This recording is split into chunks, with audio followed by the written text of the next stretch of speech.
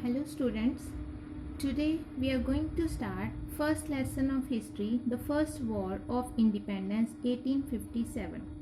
So in the India's history, this was the first time when millions of Indians took part in a kind of war for the freedom struggle. There were many causes behind this war, many reasons were there why people revolted against the Britishers. So those reasons, those causes are explained in our book under different headings. So let us start with political causes.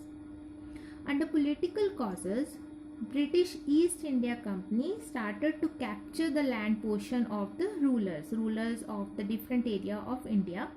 So one after another they started to capture their area just to expand their British dominions here in India. First reason under the political causes or first way to expand their territories or capture India's area was expansion of British dominions. So after the Battle of Plassey, when British East India Company won the battle in 1757, now they were having control in the area of Bengal. So after that, they started to expand their territories in India by different means. First mean that was adopted by them was system of subsidiary alliances. So subsidiary alliances were a kind of treaty that was done between the British East India Company and the Indian rulers and princes.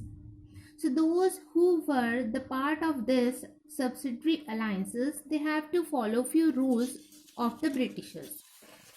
Under that, first was they were required to keep the British army at the capitals of their states. So wherever the state capital city was there, the rulers or the princes, they have to keep the British army. Second, they were to give either money or some part of their territory to the company so that Britishers can maintain their British troops, their group of British rulers. Then they were to turn out from the states all non-English Europeans. So if any non-English European was appointed by the ruler or by the princes, now it was there to remove that. It means that rulers or the princes, those who are under the subsidiary alliances, they can just appoint English Europeans only, whether in civil service, whether or in their army. They had to keep a British official, so that British officials were called as a resident. So now, if one particular ruler wanted to make some kind of like trade relations or something other with some other territory, it was must that all that type of deals will go through the resident only. So with this, they just totally control that rulers. Now those rulers were just the subordinate of this East India Company. It means they were not having now any kind of a real power. So with the subsidiary alliances, states that were under this were Hyderabad, Mysore, Lucknow, Pune, and many others. So this was really a kind of situation those make Indian rulers as well as their people unhappy. Second was the doctrine of lapse. This was introduced by Lord Dalhousie. He was the Governor General of India. His time period was 1846 to 1856. So with his policy of doctrines of lapse, what he did? It was announced that if any Indian ruler who is not having his own natural son, after the death of that ruler, that area will be captured by the East India Company, British East India Company. Means that area will be merged in East India Company's territories. And other thing was that ruler were not allowed to adopt any male child. It means when that ruler will be died, his everything, means his kingdom, his territory will be annexed by the British East India Company. So the areas that were captured with this policy were Stara, Jhansi, Nagpur.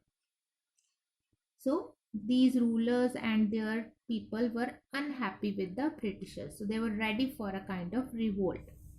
Next was the annexation of Awadh. So Awadh was annexed by the Britishers on the basis that area was not properly managed. Nawab Wazid Ali Shah, he was deposed on this ground that he is not able to manage that area properly or well.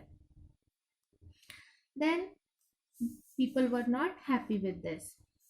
Then next point is discourtesy to the Mughal emperor. So Bahadur Shah, who was the last Mughal emperor, now he was an emperor by name only. He was not having any kind of real powers. Moreover, Lord Dalhousie announced that after the death of king, his successor cannot use the title as a king, and they have to leave their imperial palace, that was Red Fort at that time. This was such really kind of insult. So now it hurt the people, it hurt the rulers, everyone was against the Britishers. Then the treatment meted out to Nana Sahib. So Nana Sahib, he was adopted son of ex-Peshwa. Now Dalhousie refused the pension to Nana Sahib. Then Hindus or those who were near to Nana Sahib or Indians, those who were aware about this thing, they were against the Britishers. Then unpopular administration. So after capturing these areas, now the area and many more areas were under the control of Britishers, and the Britishers, means the officials of East India Company, they started to rule over the area, but people were not happy with their administration. Many reasons were there behind this. First was people found themselves out of place, means they were not aware about the English laws, English language. On the other side, British officials, they were not aware about the manners, custom and habits of the people of India. It means there were a clash between the both. Second, Indians were being excluded from all high offices. Means there was no place for Indians for the higher posts. So Indians were not happy with this. Third, British officials had great contempt for the Indians. So they were not even treating Indians like human beings. So due to all these reasons, Indians were against the Britishers. They were ready for a kind of war or a kind of revolt against the Britishers. Then the wake of floating rumors. There was a rumor that Britishers were here, or Britishers are here during that time period for 100 year only. So their rule was for 100 year. So when they won the Battle of Plassey in 1757, their rule was started, and exactly after 100 year, means in the year of 1857, it is the time to leave India. So this was a rumor, but favorable for the Indians. So we are expecting that Britishers will move away from India, and due to other reasons also, Indians were against the Britishers due to their wrong policies.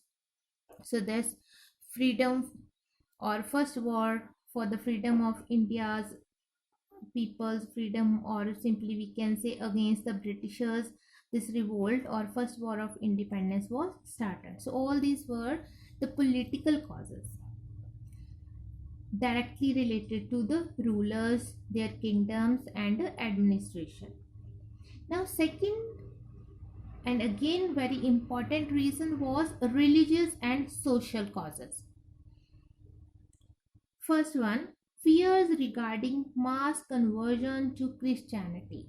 Indians were very fearful because when Britishers started or Britishers introduced their own Bible here in India, English education here in India, Christian missionaries here in India. So now Indians were thinking that they are, means those Britishers are here to convert their religion into Christianity, because the Bible was introduced even in jails. Prisoners were there, they began to be instructed in Christianity. Officials openly started to preach Christian doctrines, even in mosques and temples also. So Indian society were fearful that Britishers are trying to convert their religion. Second, laws that interfered with the religion and customs of the people. Many laws were passed that were against the Hindu religions mainly. It's okay, few laws were in favor of our society, but that time we were thinking that Britishers are doing something against our religious customs, against our religion. So first, that was Religious Disabilities Act, that was passed in 1850. It changed the Hindu law of property. So now what they did, it enabled the convert from Hinduism to inherit the property of his father. So if any Indian Hindu will change his religion, he will convert his religion to Christianity, now he will be capable to get his father's or ancestors' property. So this was just a kind of rule that were against our Hindu mind or Hindu setup. Second, the Widow Remarriage Act. This act was passed in 1856. So earlier, sati and female infanticide also prohibited, and actually this was in favor of Indian society, but we were thinking that it is against our religion. So Widow Remarriage Act was passed, sati was banned, and female infanticide was banned. So Indians were thinking that Britishers are interfering in our customs, in our religion, our Indian Hindu society also. So they were against the Britishers. Then introduction of railways and telegraphs. So when railways and telegraphs were introduced here in India, so as India was dominated on the name of caste rules were mm, here in our society. So in the railway compartment, people of all castes, they have to, if they wanted to sit, okay, then they had to sit together. If they wanted to travel in railways, then it was there that they had to sit together in one compartment. And the people, those simply we can say thinking that they are from high caste, they were thinking, so this by this they means Britishers are interfering in their caste rules, because earlier uh, those who were thinking that they belong to higher caste, they even don't want to touch the lower caste peoples. Then other thing, that was the telegraph poles. So Indian were thinking, or it was a rumor that Britishers are Britishers will use that telegraph poles to hang Indian people if they will do something against the company's rule here in India. Then is the racial discrimination and indignities hurled at Indians.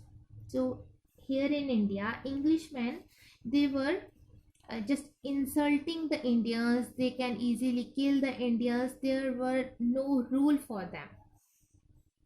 And an English magistrate at Agra had issued the following notification. This was that every native, whatever his, means every native means every Indian person, whatever his pretended rank may be, ought to be compelled to salam, means they will salute to the English gentlemen whenever they will move in any street. So it means they are just insulting Indians.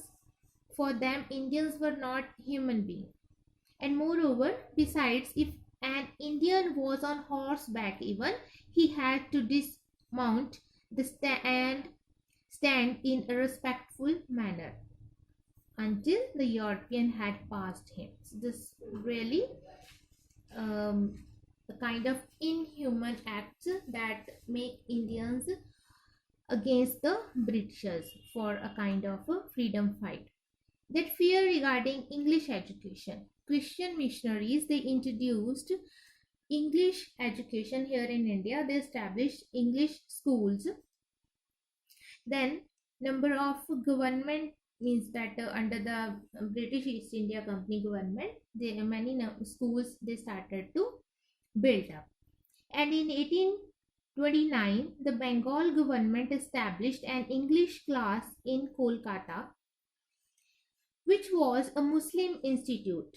Later, English classes were introduced in Banaras Sanskrit College also, and all these things seems to have been done on a face of it by best of intentions. Means Indians were thinking that Britishers are introducing English medium education, English schools, Christian missionary schools and other institutions like higher educational institution in English medium, and in this way they will remove our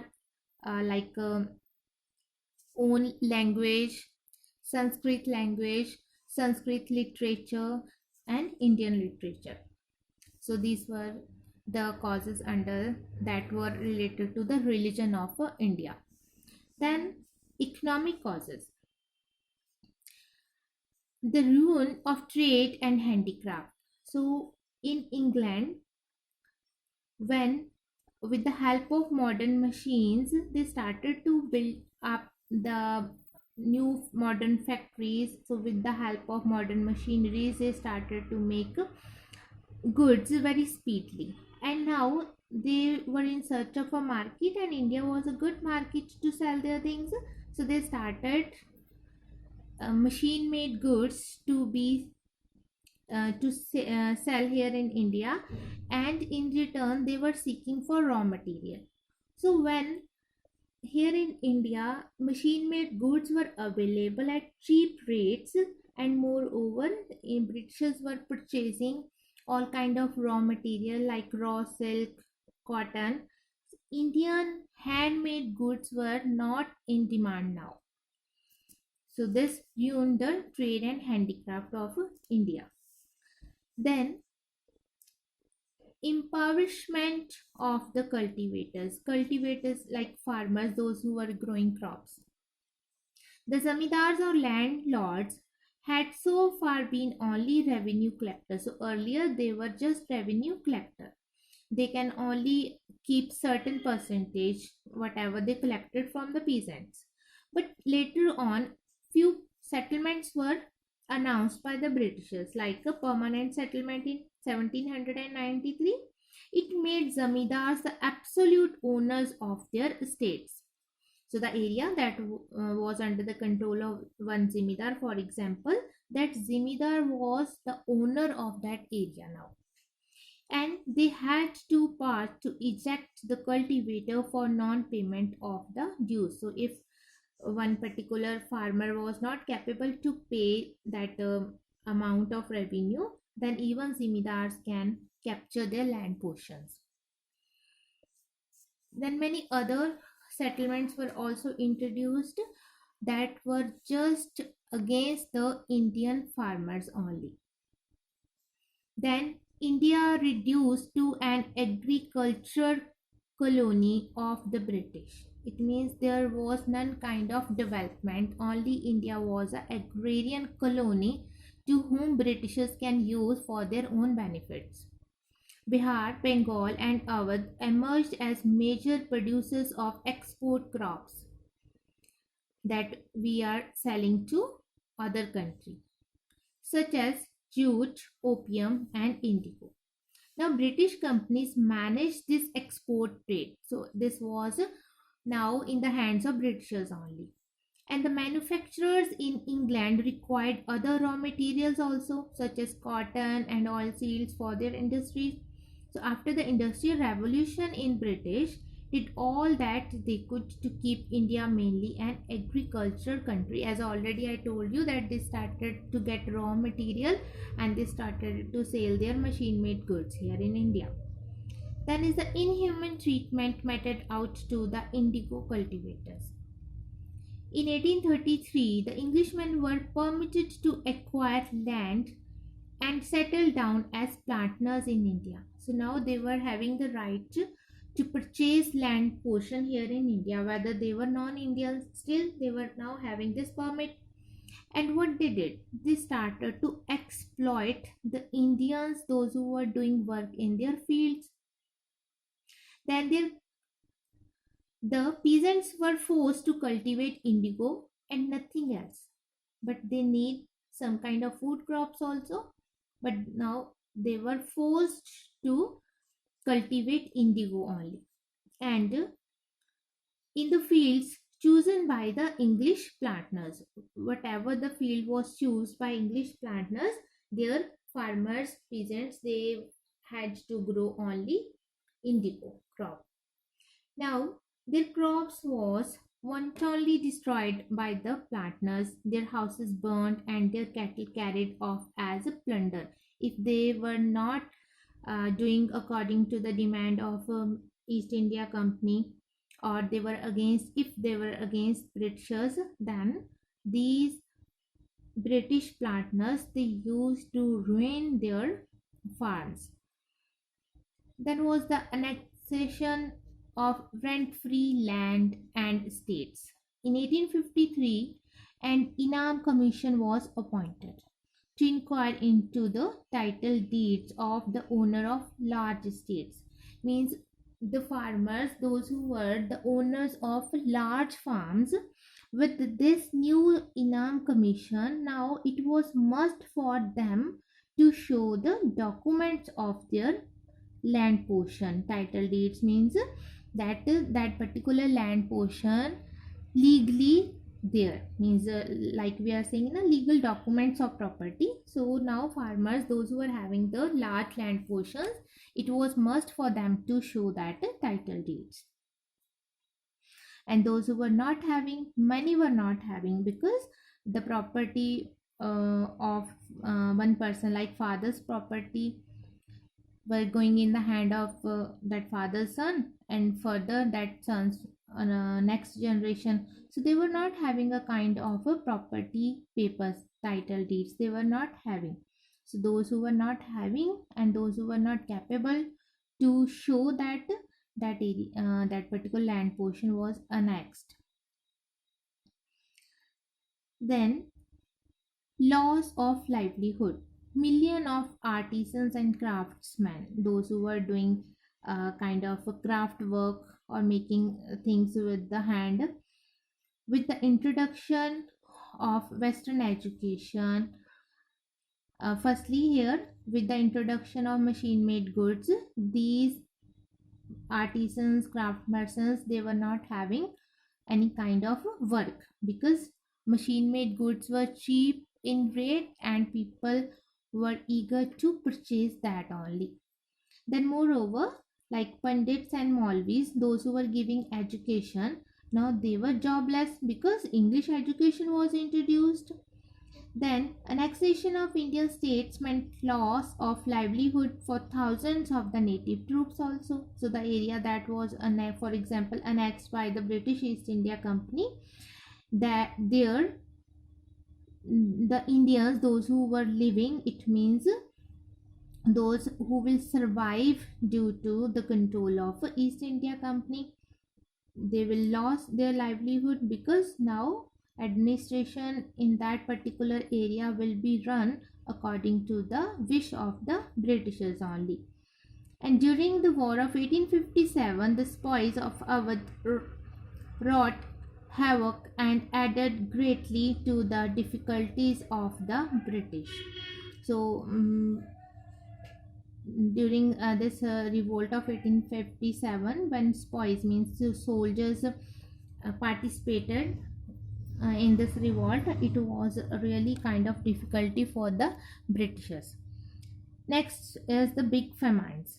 So already life was very hard for the Indians in the normal time, but when famines came, now people had to dispose of their land, cattle, and the household goods to procure food, just to purchase food, just to get food for their family. Now, because farmers were helpless, they were not having food, crops were failed due to droughts, due to other famine, they were helpless now. So now they had to give up their farms, their land, their houses, even their cattle, so that they can get food.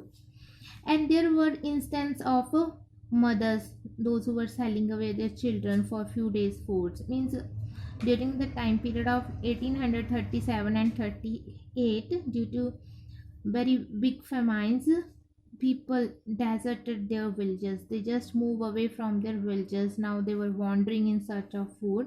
It was really a very tough time for the Indian people. But in this type of hard time, when government can do a lot, but they didn't do anything for the good of Indian people. So Indians were against the Britishers due to all these reasons. They were ready for a kind of a war. They were ready for a kind of revolt against the Britishers. So today we will discuss up to this only. Next we will discuss in another video. Till the time, thank you.